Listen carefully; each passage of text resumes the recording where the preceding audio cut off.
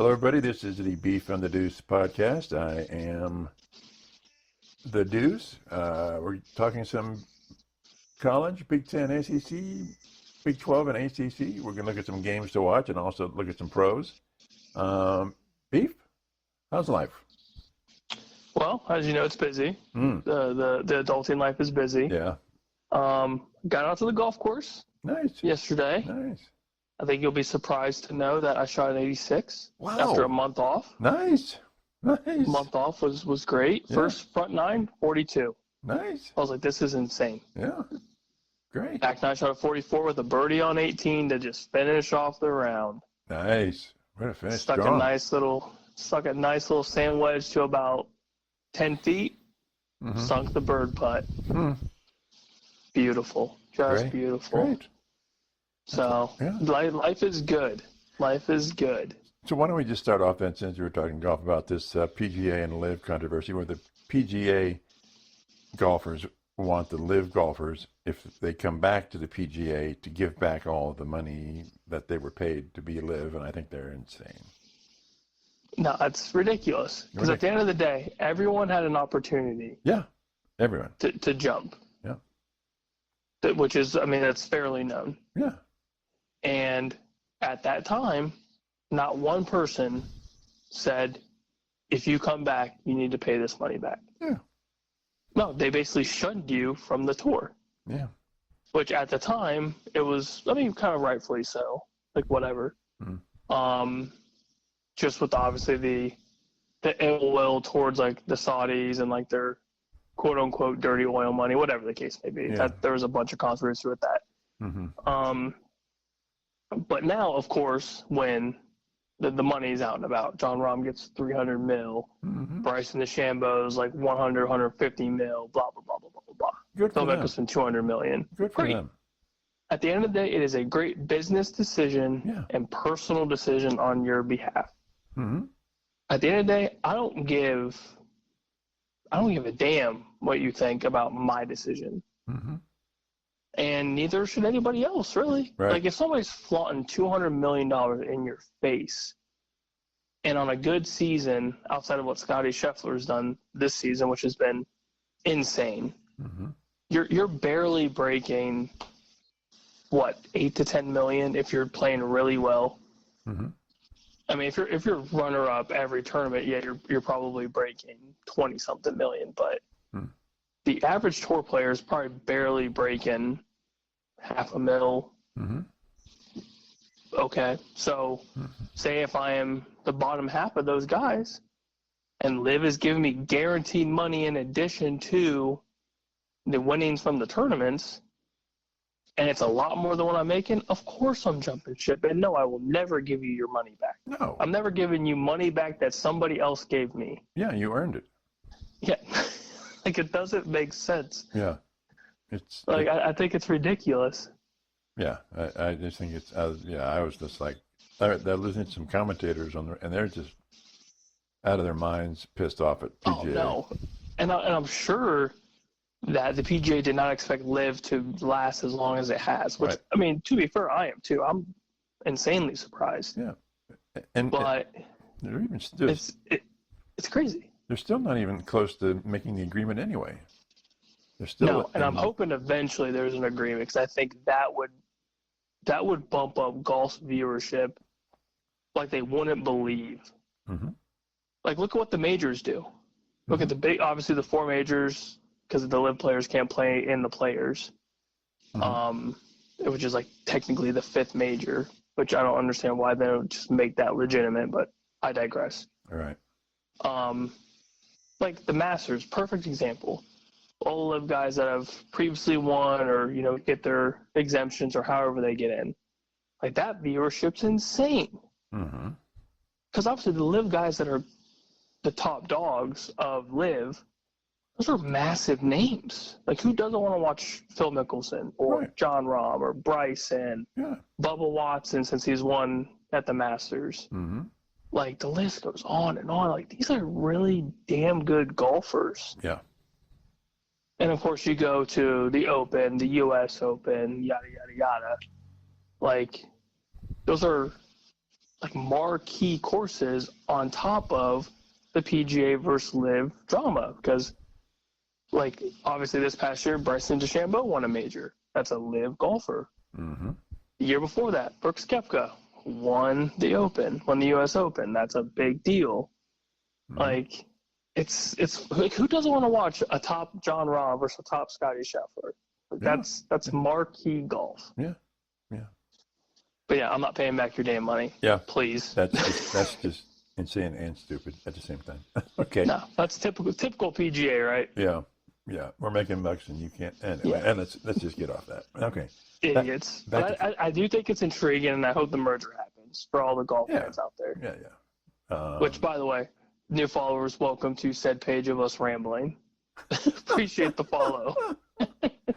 We do that. Okay, let's get to the college game.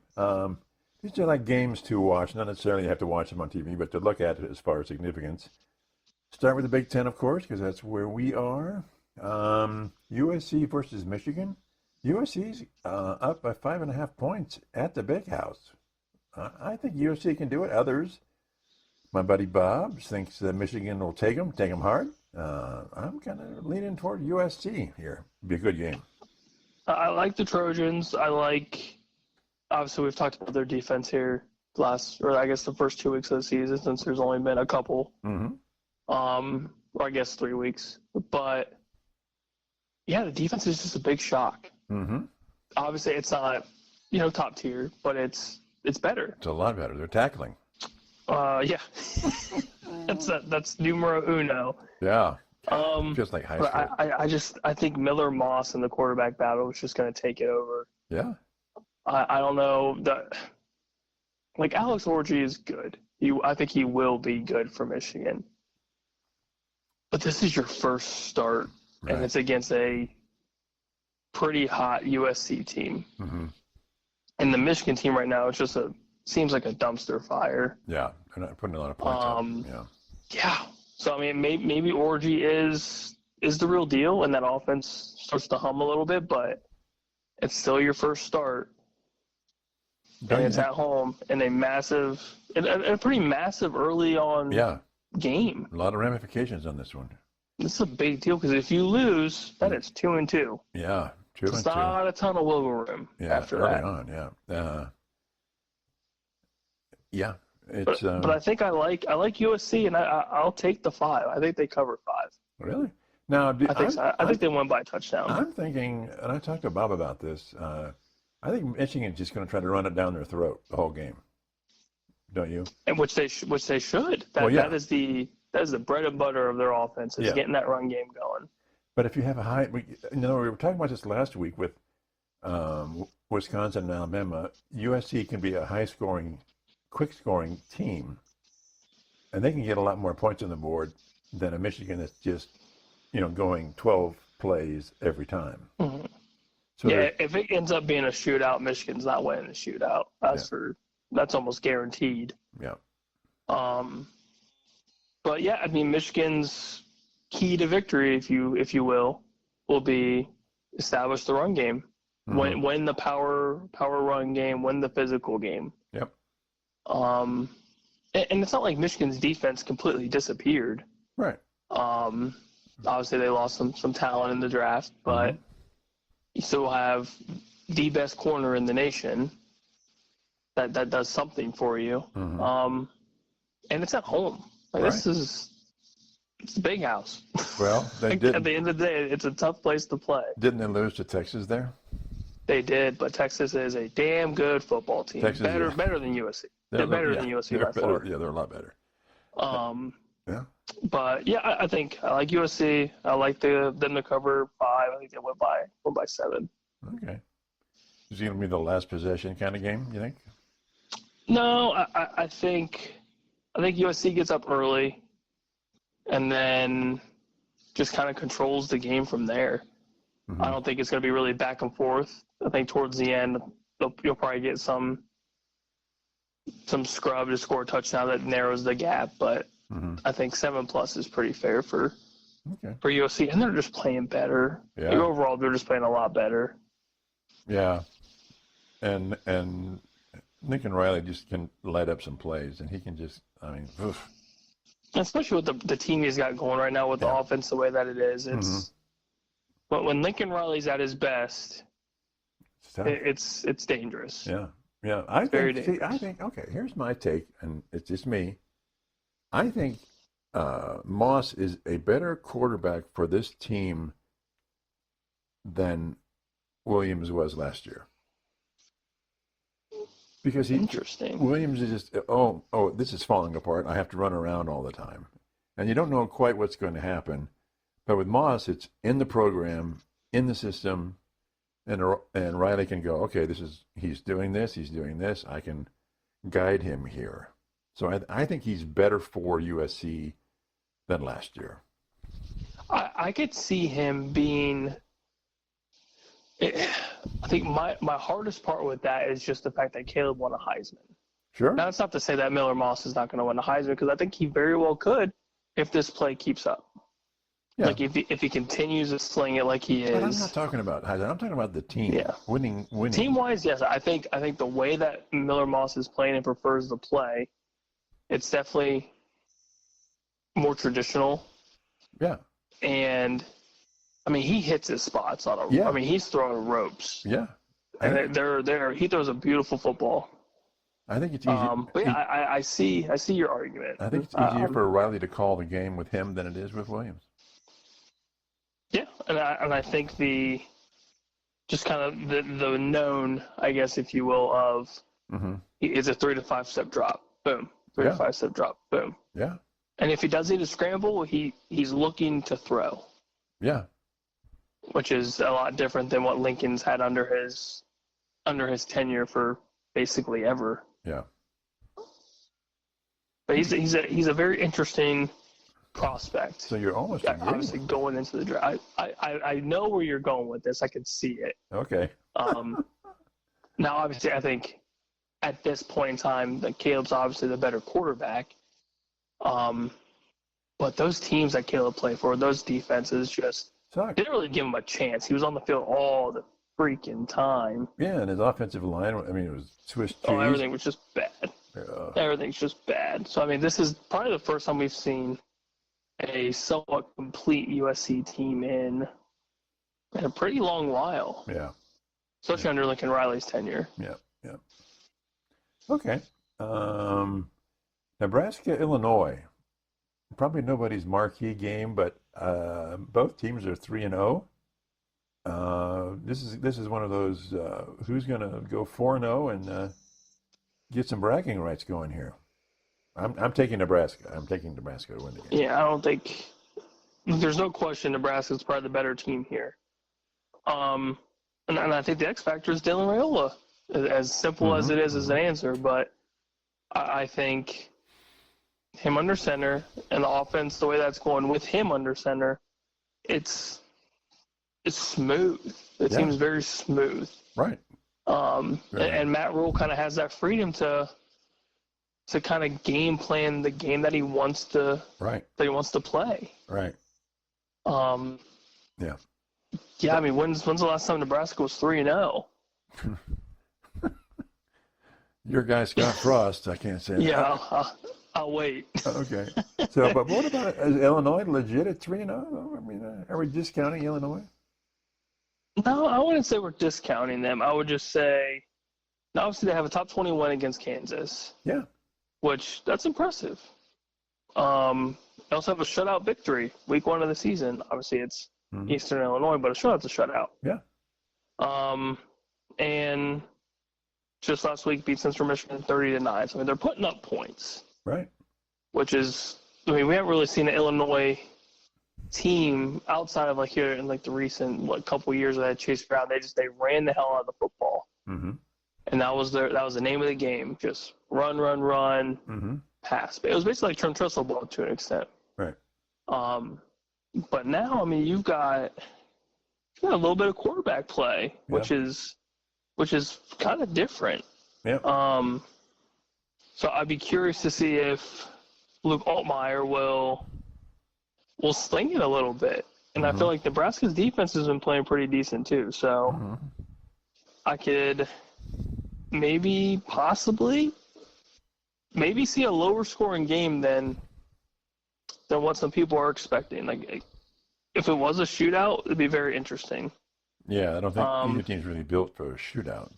No. So they got it right now. Let me look at the little odds here. They've got it at 43.5. Nebraska by 7.5. So, okay. And it's at Illinois? It's at Nebraska. Oh, at Nebraska, okay. So I like the home team, and I like them to. Yeah. I like the cover. I think they can. You think they'll cover it? They can go 8+. Yeah, Okay. I think so. I definitely think they'll win. But so, and the other game that it seems interesting a little bit to me is Michigan State versus Boston College. Boston College is coming out from nowhere in the ACC. They're now 2-1, and Michigan State is undefeated. So it's just sort of seeing who's for real and who's not. Well, your boy Bill O'Brien is running a pretty good program here. My guy. That is your guy. I don't even know who you're talking Mr. about. Billy Boy. But I mean, who would have thought at one point Boston College was on the verge of beating Missouri? Yeah. Nobody had that on their bingo card. I'll just put it that way. Right. But I mean, you beat Florida State. Yeah. Pretty convincingly. Yeah. You shut out Duquesne, which Duquesne's Duquesne. Mm-hmm. And you almost beat Missouri. You're on the verge of beating Missouri. Yeah. That's nuts. Mm-hmm. That's truly nuts. And then again on my bingo card, I didn't expect Michigan State to be undefeated right now. Right. Like if I had to guess going through their schedule, I think we had them losing to Maryland at Maryland Yeah. when we did all of our Absolutely. preseason stuff. Absolutely. Yeah. So this is, I like the kind of the outlook of the game, just in the fact that like they're still proving something. Like both teams are still out to prove something. Yeah, I like it. They're motivated. Yeah. I like Boston College's offense and head coaching a little bit more than Michigan State's, and it's at Boston College. So you're taking BC? I would take BC and spread 6.5. Yeah, I think they cover that as well. Okay, interesting. Okay, so those are the three that obviously we're going to watch the Buckeyes game, but they're playing Marshall. So those are the three that I thought interested me as far as what's going on this weekend. Anything else for you in the Big Ten? Big Ten wise, not really. No. I hate to say it that way, but not really. Right. Like Indiana's playing Charlotte, like okay. Yeah. Penn State, Kent State, okay. Well, is Indiana for real? I'd be very, very, very curious to see once they get into their actual schedule. The Big like Ten? into the heart of the Big Ten schedule. Yeah. How that looks. So obviously they played UCLA last week and just beat the brakes off of them. Yeah. But then they got Indiana here in the next couple weeks. Michigan in November. Obviously our Buckeyes. So I mean it's it's very possible they could end the season with maybe only 3 losses. Yeah.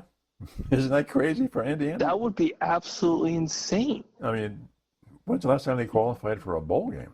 When's the last time they had a 500 record? Hey. Got them. Yeah. So good. But yeah, outside of that, Big Ten versus Big Ten wise, nothing really pops out. Yeah. There's a lot of out of conference games. Yeah. Before the start of the Big Ten season, so. Okay. SEC, the only game that I thought was remotely interesting was Tennessee and Oklahoma. Closely rated, all top rated teams. That could be an interesting game. But I don't get a sense. I think Tennessee's going to take them. I like what Tennessee's doing offensive wise. That I feel like they just score at will. Mm-hmm. Like if you just go through their schedule here, 69 points week 1, 51 week 2, 71 last week.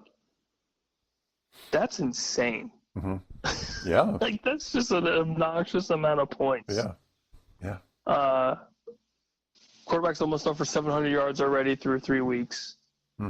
They almost have 400 yards on the ground just off one running back. I mean, there's a lot of offense. And then with Oklahoma, you could say the same thing. Dual threat quarterbacks just putting up bad numbers at will. Jackson Arnold's a stud. And with it being at home, that could get interesting. Yeah. That could get very interesting. And OU's a defensive-minded team to an extent, especially with a defensive-minded head coach. I kind of like the upset. Really? I kind of like OU at home. Okay, interesting. I feel like Tennessee at this point usually they start off hot and then they kind of simmer down a little bit. Okay. And it's been that way for a long time. Right. And this is a conference game, so yeah. Yeah, I like OU. Okay. Hook 'em Sooners. Yeah, absolutely. I want everyone to know that this week I will not have my 3 upset predictions. You've been put on put on hold. I've been put on ice. Just give yourself a week. Lots of ice. Oh boy, lots of Bush Peach. You can't beat that. No. Okay, so let's go. Big 12. The only 2 games, Utah, Oklahoma State. Cam Rising. If Cam Rising is 100%, I'm going with Utah. Okay, you don't believe in my mullet boy, huh? You don't believe in the Gundies. I like Oklahoma State. I do. I'm a big fan. But if Rising's on his game, I think he wins. He wins the game for Utah. Yeah, if Rising plays, I would favor Utah. If he doesn't play, I feel like it's Oklahoma State by default. Yeah. I mean, you also have 2 quarterbacks that have been in college football for like a combined 16 years. That's just crazy to me. Yep. It's just crazy. So those 2 could have a family and be married by now, if they're not already. So if Rising plays, it's Utah, and if not, then Oklahoma State takes it. I think that's the consensus here. I like both teams. Yeah. Good offenses. Yeah. Oklahoma State's defense is a little shaky. Obviously, we know about Utah's defense. The last couple of years have been pretty solid. But the Cam Rising injury is kind of a big deal. Whether he plays or not is huge. It's huge. Yeah. Another one. This is another one of those. Who's going to break out and who's proving himself? Kansas State and Brigham Young both are 3-0. So I don't have a sense of who will win it, but it'll be interesting to see because again at 3-0, it's getting into the meat of the schedule here in the Big 12. I like Kansas State's offense a lot. Yeah. I like Avery Johnson. The rushing attack is pretty violent. Like they just go and go and go. I think overall, I think the rushing attack in Kansas State kind of kills the clock a little bit and doesn't give BYU a ton of time to score. It's a pass-heavy offense. But if it's a shootout, I think that gets really interesting too. But I like the rushing attack of Kansas State just a little bit more than a passing attack of BYU. Okay, all right. Just to kill the clock wise, I think that rushing attack is obviously very important in a game like that. And watching them play Arizona would have been last week. Yeah. I mean, their offense is humming. Yeah. And they made Arizona look pretty dumb. Yeah. So I like Kansas State on the road, but I think BYU covers it. I think 7's kind of a big number. Okay. So, I like Kansas State. Kansas State winning, but not covering the spread. Yes. Okay. Interesting. So that's all I've got in the Big 12. Anything interested you in out of the Big 12? Nothing that's ranked. Yeah. Yeah, I mean, if you would have said like a couple years ago, Houston, Cincinnati, Yeah. that'd be a little interesting, but Not now. no, not much, not much. Everything else is just kind of meh. Yeah. Like if it's on, I'll watch it, but Yeah. All right. So the ACC. The only game that interests me at all, and it sort of doesn't, is Cal versus Florida State. Because Cal is 3-0. Who in the world thought that would ever happen? And I expect Cal to beat Florida State, and it makes Cal 4-0, which is just shocking to me. That's the only reason this game is interesting to me, is looking at Cal and saying they're 4-0.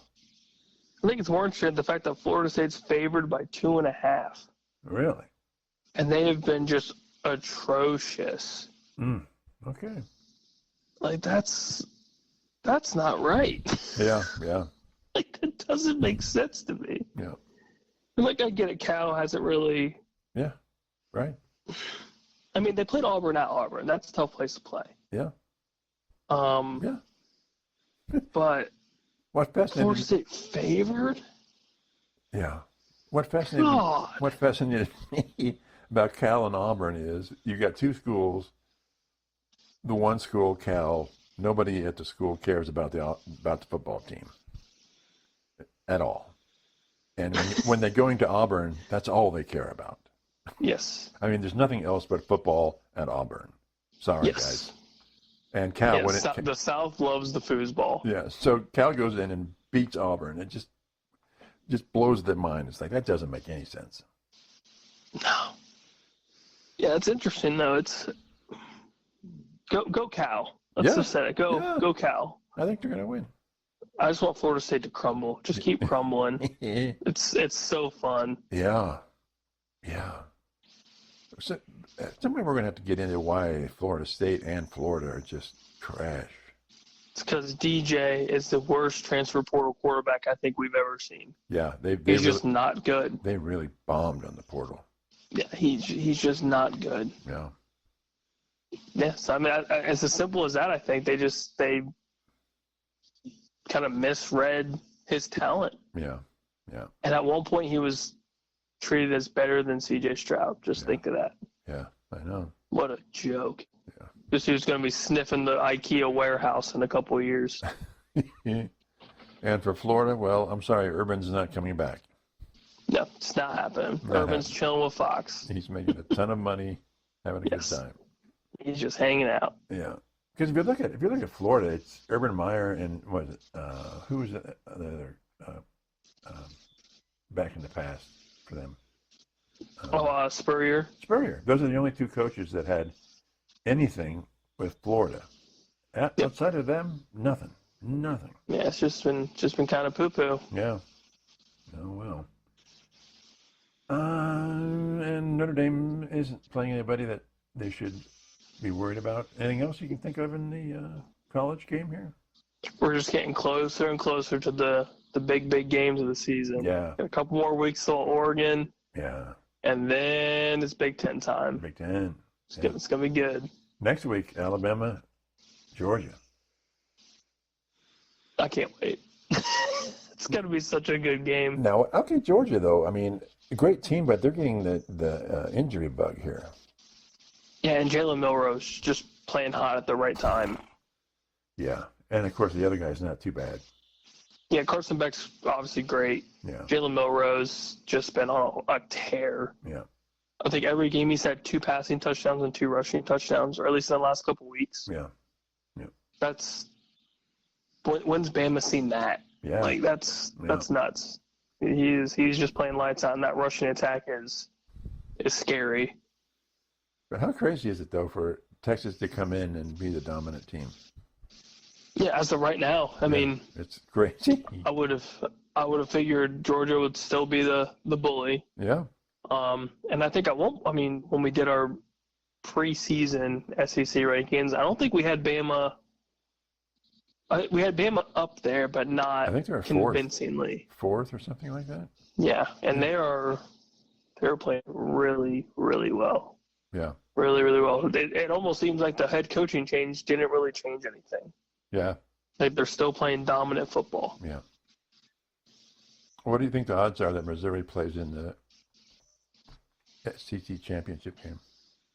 I think it's very, very slim now. Really? I think it's very slim if the top three teams right now are playing as well as they are. It's Georgia and Texas, or Georgia and Bama, I would say. Yeah. Yeah, I don't know. I like my Ole Miss and I like my Mizzous. So.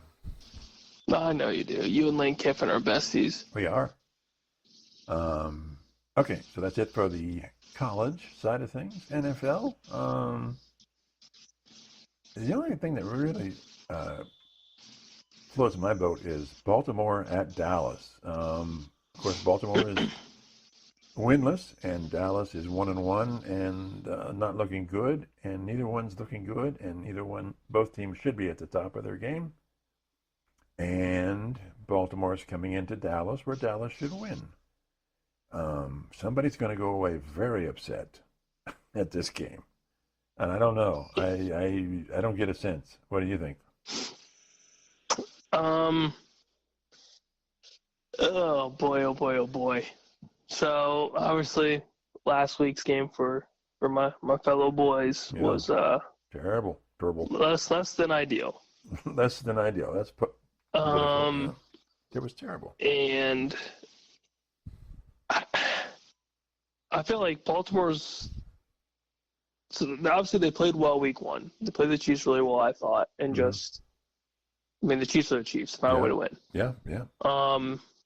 That Raiders blow was that's a big low blow. That's a what? That's a gut punch. That is a head scratcher. What the hell just happened? Mm-hmm. And I think I'll take that loss as a fluke. I do think the Ravens come into Dallas and prove something. And I think they almost have more to prove than Dallas does to an extent. Really? Because they're winless. They haven't done anything. But that'd be two According to the record, they haven't done squat. But that's 2 losses for Dallas at Dallas. Are you surprised? They have the highest paid quarterback in the game. Yeah, we should be the greatest. I know. I'm well aware of what this means, and it's not true. It's just not true. You can't. You have 2 playoff wins. That doesn't mean squat to me. Get me farther. Okay. All right. Which obviously you know my feelings, but yeah. So what else? I just think the Ravens have the better team. And Dallas, obviously, as of last week, there is some Swiss cheese on that defense, and it just comes out and about randomly. But I think going back to the Ravens, I think getting Derrick Henry involved more, and just seeing what the Saints did last week to us. They just aired it the hell out and destroyed us. Saints. And then it was just straight ground and pound. Oh. The defense was terrible. That's like embarrassing, man. Well, we won't bring that up because that was like last year's playoff game. Anyway. Just embarrassing. So what else is floating your boat in the NFL this weekend?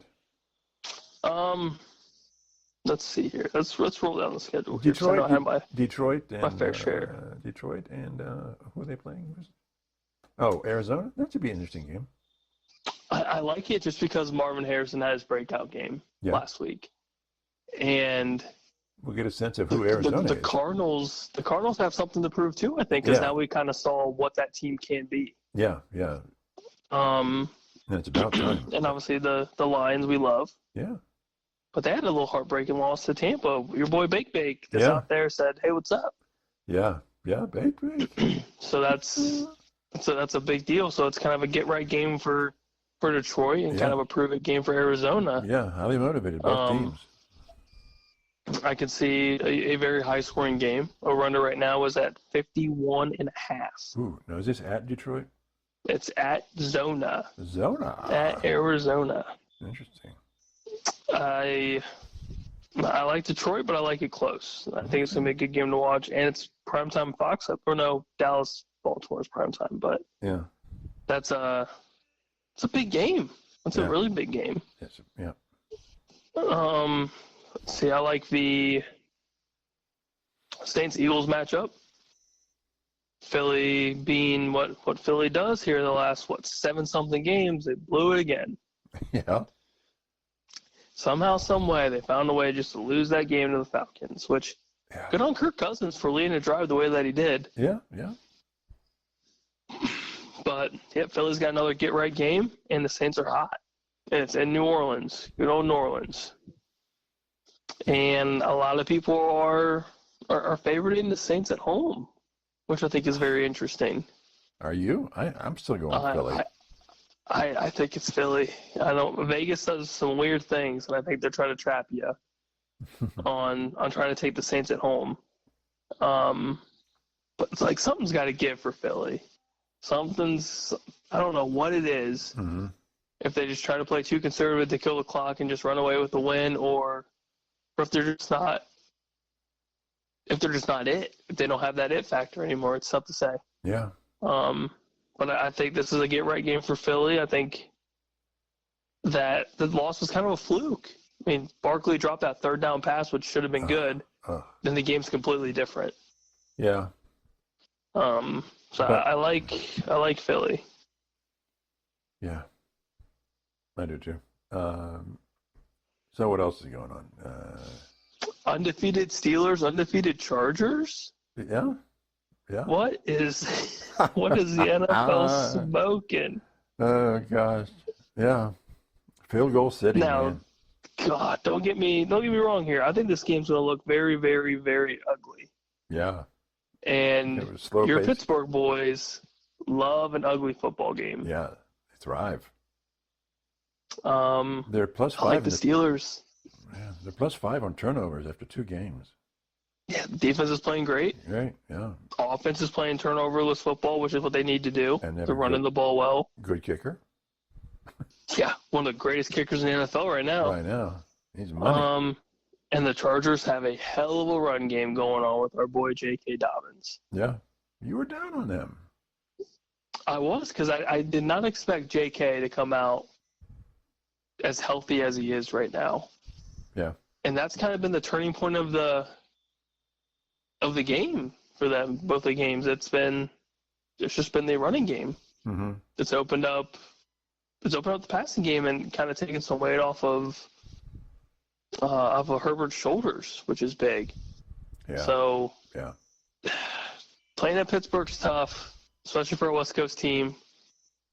Granted, the weather's not truly a factor in September, but anybody that goes down to Pittsburgh, it's tough to win there. So I like me good old Steelers and Justin Fields. So let's say Baltimore loses and the Bengals lose, and I hope the Browns would win, but everyone else loses, and then Pittsburgh is at 3-0. Is this a sea change or just a fluke in that division? Oh boy, it's tough to say it's a fluke because, I mean, at the end of the day, you got to play the game, right? As cliche it is, you got to play the game. All that matters is W's. And all that matters is winning the damn football game. Yep. So, I don't really think it's a fluke at all. I think the Bengals had their chance to win some games, and they played well against Kansas City. Mm-hmm. And ultimately, the refs gave the Chiefs the love that they believe they deserve. Granted, it was a pass interference call, but you have seen traditionally where that call is usually kind of looked away. Because it's timing thing, jump for the ball, whatever. Mm-hmm. I rest my case. Mm-hmm. But this kind of goes back to the argument of, because this came up with Cincinnati when I was listening to the podcast this morning, with the rough start of some of these teams like the Bengals. Yeah. Does this show anything of playing your starters in the preseason? Because the Bengals don't. They don't play any of their starters in the preseason. Does that say anything to the start of their season and the insane amount of injuries that have happened this year already? Yeah. Like, does that have anything to do with it, or is this just kind of like a freak year? I would almost say that playing in the preseason kind of get your body right, kind of get you in game shape where those injuries like the hammy or the calf or whatever, like you don't, your body's kind of prepped for it a little bit more. Yeah, and you got to get a couple shots in. You got to get knocked to the ground. It's just get the cobwebs knocked out of there.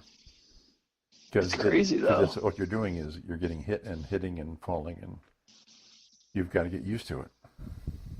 It's kind of almost like a muscle memory sort of thing, or a lot of players callousing your body over. The off season is fine, but you lose that ability to feel and know what the hits are like, and your body is going, oh, that's okay. That's how that feels. Yeah, that's how that's supposed to feel. Yeah. So I don't know. Interesting. So interesting. So is it a change though? Everyone's saying that the AFC East or the North is the dominant division, but right now it isn't. What would you say is the best division right now in football? Okay, I'm just thinking about that myself. It's not the AFC East. AFC West is pretty much Kansas City. The South is Houston. If it was pre-injury, I would say it's the NFC West. I would throw my dart at that board. That or the NFC North, because the Vikings have kind of surprised the hell out of me. Yeah. Why the West? Because San Diego's, the Chargers are 2-0, and the Niners and everything. Seattle, right? Seattle is what? Yeah, because Seattle's 2-0. Arizona's looking very good at 1-1. Yeah. Should have beat the Bills. Yeah. San Fran, I mean, even 1-1 and having that loss to the Vikings. Yeah. They're still the Niners. Still a good team, yeah. And the Rams have just been plagued by injuries, but prior to their injuries, they were looking great. They're on the verge of beating the Lions. And then last week, they just got absolutely obliterated. Yeah. But yeah, the NFC West is still solid. And like I told you, you didn't believe me in Seattle, and we're starting off 2-0 already. So they have played nobody. Hey, but 2-0 is 2-0. You play to win the game. That's right. You win the game, and even if you play high school teams. That's right. The NFC South is interesting too, with Atlanta kind of getting right. Tampa Bay and New Orleans undefeated at 2-0. Yeah. That's pretty surprising too. I don't think there, with injuries like with Green, I don't think there's really a clear division anymore right now. Do you? I mean, I would still say the AFC West is the Chiefs. Yeah, but that's one team. Yeah. I still feel like the North is going to get pretty hot and heavy here soon. I feel like the AFC North is going to get pretty hot. AFC, yeah. Yeah, I think Baltimore's going to get right. Cincinnati will get right here in the next couple weeks. Cleveland, your boys are still so 50-50 for me. They're either really good or they just look really, really bad. Yeah, they're But you get Chubb back here hopefully in the next couple of weeks. Handful of weeks at the most. Yeah. Deshaun actually didn't look all that terrible last week. No turnovers. The offensive line. Pittsburgh just interesting, man. And your offensive line sucks. Yeah. Your guys is terrible. Yeah. Watson's running for his life, yeah. Oh, boy. The only time I'll ever give him any sort of slack is the fact that he's running for his damn life. I know that just kills you to do that. It hurts. It hurts. It stings. Yeah. Is any news on his recent allegations and anything? Or are they still pending? No, they're always pending. They'll be pending until something happens here later, which this one sounds pretty legit. So I am very curious to see what comes about with this. Mm-hmm. With this recent allegation, I should say. Yeah, well, we'll find out. Anything else in the NFL? Interesting. I'm just ready for the fantasy football weekend. Trying to keep my hot streak going. Trying my best. Yeah, I'm trying to eke out a win here. I don't know about that. How that's going. Squeak out a win. Oh man. Well, at least Injuries have plagued me though, so I need some help. Yeah. I need help too. But last week, one guy that I thought who was it that was I thought was going to play, and then they kept him out. I was talking about Anthony Richardson just completely crap in the bed. Yeah. Yeah. Oh, but I've got I got Lawrence. I mean, he. Oh, jeez. That's gross. I know. It's bad. Anyway, that's a me problem, obviously. Yes, that is definitely a you problem. I've got to find something on the waiver wire weekly now, so. Yeah. Yeah, it's a struggle bus, but that's why we do it. I got Cal McCord in here. Yeah, Heisman. Top 10 Heisman. Wouldn't that be weird? Jeez, it's crazy. Okay. That's it for us, and then we'll be back Sunday night to tell you how we missed on almost all these games. That's right. Because that's what we do. And okay, we'll talk to you later. Bye.